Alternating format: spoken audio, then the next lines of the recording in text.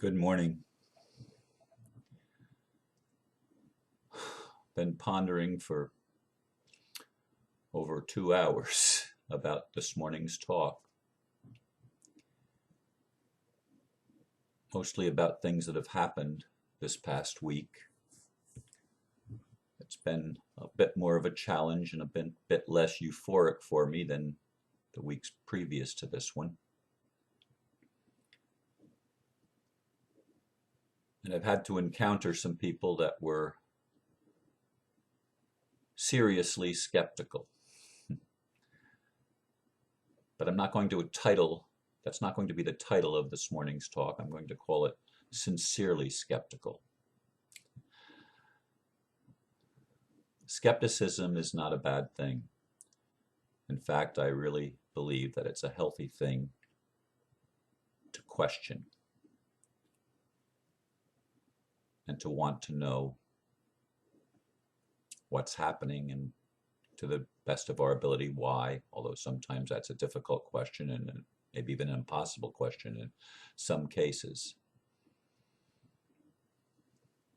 But there are people, and I've been one of them, that have been sincerely skeptical about some of the things I've been told.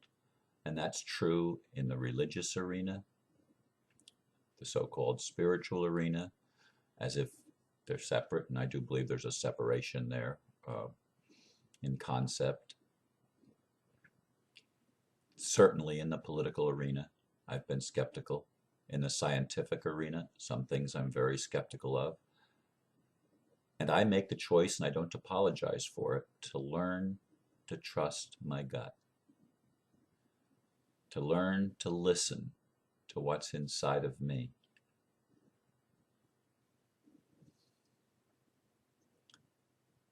And the difference between a serious skeptic and a sincere skeptic, to me, and I'm making a definition here. I mean, please, it's my definition. You don't have to agree with it. A sincere skeptic is open-minded, and more important, is open-hearted. Because I sincerely believe, in fact, I'm convinced, that the heart is more powerful than the brain. And intuitive thought is more creative and powerful than purely intellectual thought.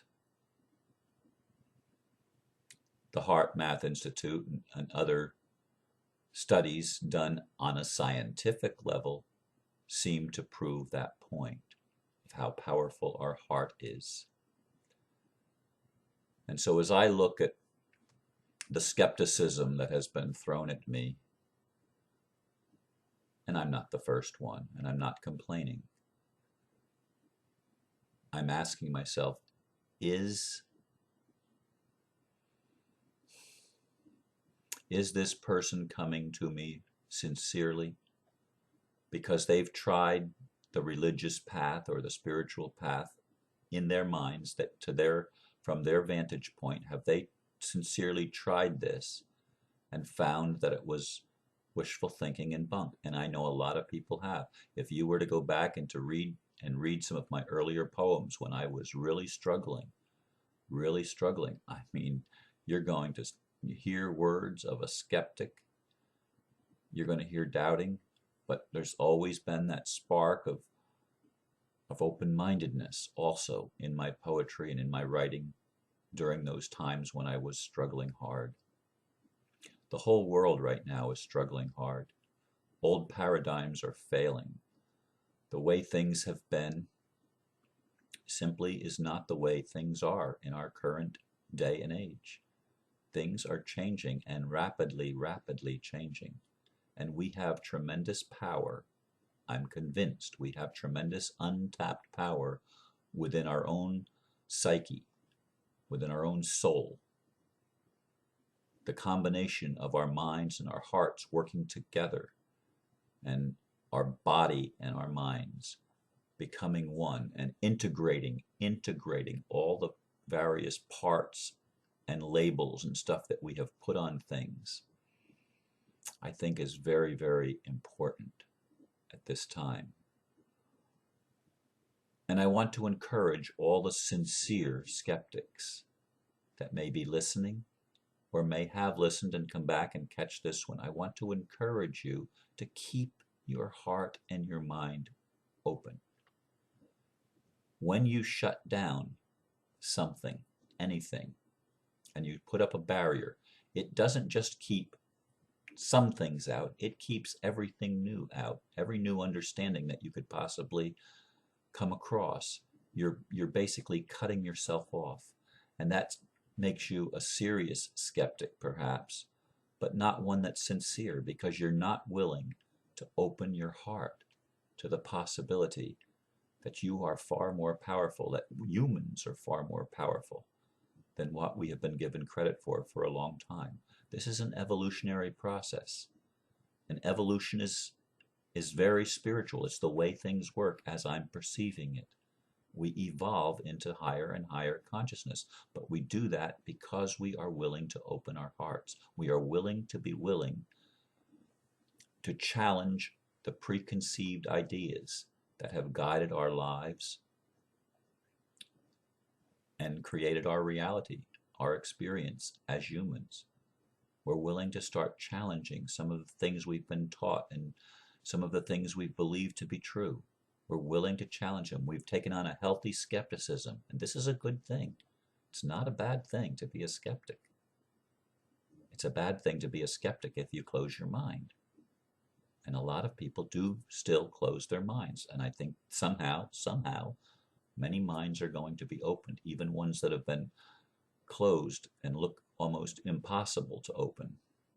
They're going to be opened. And I don't know the ways exactly, but things are happening on a rapid scale in this ninth wave. Things are happening very, very, very quickly. And we're in a time of quantum change and quantum shift. There's no denying it, and there's no stopping it. It's happening right now on the planet Earth. Energies are here that are uplifting humanity. Whether you can see them personally or not, they are happening. I can see them and see them in the sense that I can sense them, but I can also see them in the sense that I look for things that are indicators of change, like changes in the way animals behave with other animals that may have been natural enemies. That's just one thing. Last night I had the opportunity to rewatch a movie that I had watched 2 or 3 years ago called Water, and it was quite an amazing video. And of course, Dr. Emoto was one of the scientists that are there, and they were doing tests on holy water and on polluted water that was blessed, and showing the structural changes in the water. It's still H2O, but there's measurable and photographable changes that take place in the actual structure of the water based on the energy that's put into the water. That water actually has a memory. And as we look at the changes that are going on in the world and in our water, remember that we as humans are mostly water. In fact, plants and animals and pretty much every living thing is mostly water. Water is the substance. That is a peculiar substance, as the movie indicated. It behaves differently than most other substances. It expands both when it's cooled and when it's heated.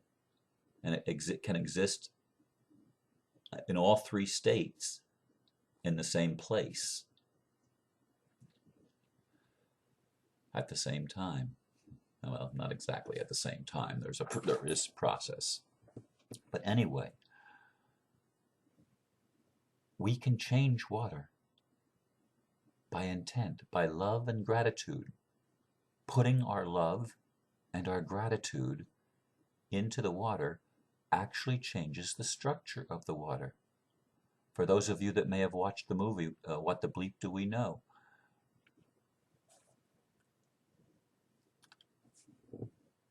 Imagine saying I hate you to yourself And the water picks that up. And what does that do? That's in the movie. So why don't we just tell ourselves that we love ourselves, that we love the water? Speak to the water. Speak to the water in Japan that's being polluted by radioactivity. It can be transformed. You say that's wishful thinking, Ron. Show me the scientific proof. Well, there are scientific studies that have been done. Some of them were shown in the water video that was, I think, made a few years back, 3, 4 years back, 5 years. I really don't know the timetable. It's been a while ago. Well, it had Hurricane Katrina in it, so it was after Hurricane Katrina. But in any case, water has memory, and we are mostly water. And water takes on the characteristic of the energy put into it. The energy put into water transforms it. Now, you can be a sincere skeptic about that. A sincere skeptic will investigate further and learn more and keep their minds open. I'm encouraging all of you that are part of my YouTube family and Facebook family to keep your heart and your mind open as you observe the changes that are taking place not only in the world around you, but I know they're taking place within you, or you wouldn't be drawn to watch this. Even if you're a hard skeptic, even if you're here to discredit or to throw rocks at me or at the messenger, change is coming and you're not going to be able to stop it. It's not going to continue the way that it's always been. It's just not. There's no changing what's happening in the evolution of consciousness. I'm not going to tell you that the timing and the dates are critical and immovable objects, but we are in a window of quantum change. And I don't see any way that any honest person looking at the situation in the world can deny that. I don't see it. I don't see it. And I speak to you from my heart because I want all of you to know that good is happening on this planet, regardless of what it looks like to you when you look at specific instances of things and situations. Regardless of how that may appear, there are many, many good things happening on this planet because of the awakening of human consciousness. Human consciousness is shifting, and it is shifting all of the circumstances in the political arena, in the spiritual and religious arena, in the corporate arena, in the scientific arena. Everything is going to be changed. We're going into a new paradigm, and it's a paradigm of unity consciousness. It's a paradigm of wholeness. We are interconnected with one another, and we're going to recognize that, and we're going to be moving from the fear-based mentality to a love-based mentality, where we are grateful for each other and the gifts that we have, and we encourage each other to use our gifts and to become the people that we were created to be from the very beginning. We finally put the pieces together. So if you've been a sincere skeptic, I encourage you to keep exploring, to keep opening your heart and your mind, to keep looking. And don't be afraid to ask your higher self to show you the truth. Don't be afraid to do that, because you are more than just what you see. You are much more than that. We all are. So I hope the words that I've shared with you today are meaningful to you, and that you don't put yourself down for the times that you doubt and you have struggled with believing something good could possibly come of all that's been happening in your life or on the planet itself. Know that it is. Believe it, and be grateful for the things that you can be grateful for. Look for things to be thankful for and grateful for. Look for the love. It's there. God bless you. Namaste. Have a beautiful day today. Thank you very much for listening.